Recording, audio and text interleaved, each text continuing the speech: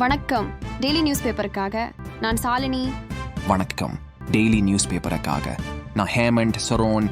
காலி பணியிடங்களை நிரப்ப வேண்டும், புதிய ஓய்வூதிய திட்டத்தை கைவிட வேண்டும் உள்ளிட்ட 6 அம்ச கோரிக்கைகளை வலியுறுத்தி ஜனவரி 9 அதாவது இன்று முதல் வேலை நிறுத்தத்தில் ஈடுபட போவதாக பஸ் ஊழியர்கள் அறிவித்திருந்தனர். பல கட்டங்களாக பேச்சுவார்த்தை நடந்தது. ஆனால் அதில் தீர்வு காணப்படவில்லை. சென்னையிலும் அனைத்து பஸ் பணிமனைகள் முன்பு போலீசார் பாதுகாப்பு பணியில் ஈடுபடுத்தப்பட்டு உள்ளனர். ஓடும் பஸ்ஸை தடுப்பவர்கள் மீது கைது நடவடிக்கை பாயும் என்று போலீஸ் கமிஷனர் சந்தீப் ராய் ரத்தோர் தெரிவித்துள்ளார். ஒடிசா மாநில ஐகோர்ட்டில் ஒருவர் தனது மகன் பாம்பு கடித்து இறந்துவிட்டதால் கருணைத் தொகை கேட்டு மனு தாக்கல் செய்தார். அரசு சார்பில் இணைக்கப்பட்ட பிரேத பரிசோதனை அறிக்கை தெளிவாக புரிந்து கொள்ளும்படியாக இல்லை.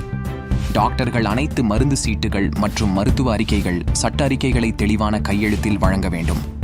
முடிந்தால் பெரிய எழுத்துக்களில் அல்லது தட்டச்சு செய்யப்பட்ட வடிவத்தில் வழங்குமாறு தலைமை செயலாளர் சுற்றறிக்கை அனுப்ப வேண்டும் என்று உத்தரவில் கூறியிருந்தார்.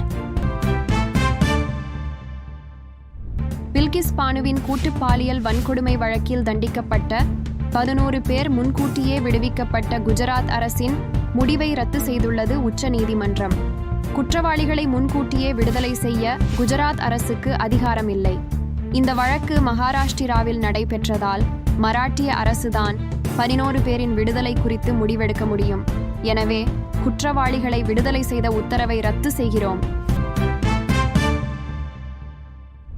இந்தியாவே உற்று நோக்கும் வகையில் முன்னெப்போதும் இல்லாத அளவாக உலக முதலீட்டாளர்கள் மாநாட்டில் இறுதி செய்யப்பட்ட மொத்த முதலீடுகள் 6 லட்சம் கோடி என்று உலக முதலீட்டாளர்கள் மாநாட்டின் நிறைவு நாள் நிகழ்ச்சியில் முதல்வர் ஸ்டாலின் அறிவித்தார்.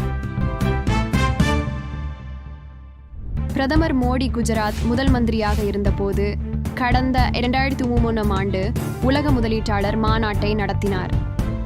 துடிப்பான குஜராத் சர்வதேச உச்சி மாநாடு என்ற பெயரில் தொடங்கப்பட்ட இந்த மாநாடு 2 ஆண்டுகளுக்கு ஒரு முறை நடந்து வருகிறது.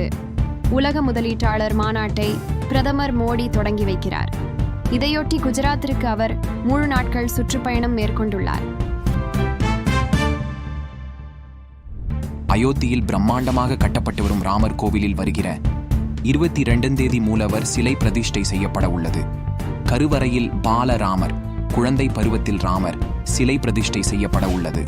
அயோத்தியில் ஊர்வலமாக எடுத்துச் செல்லப்படவிருக்கும் குழந்தை ராமர் சிலையை தரிசனம் செய்ய பக்தர்கள் மற்றும் பொதுமக்கள் அதிக அளவில் வரும்போது பக்தர்கள் கூட்டத்தை கட்டுப்படுத்துவது கடினம் என்பதால் ஊர்வலம் ரத்து செய்யப்பட்டுள்ளதாக தெரிவிக்கப்பட்டுள்ளது.